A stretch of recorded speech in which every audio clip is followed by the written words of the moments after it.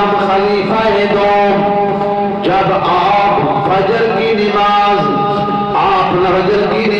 पढ़ा रहे हैं, आप पर जब दुश्मन ने अबू लुलु फिरोज ने हमला किया,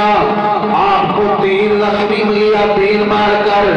आपके जिस्म से खून के फवारे बाहर निकले, और आपने कहा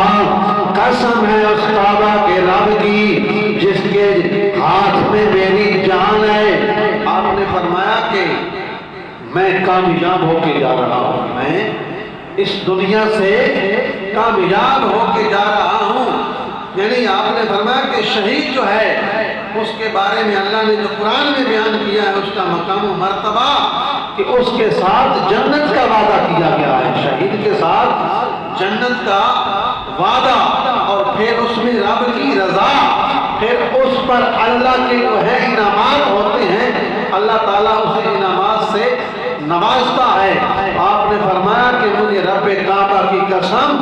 मैं इस दुनिया से कामयाब होकर जा रहा हूँ। तो हजरत उमैर बिन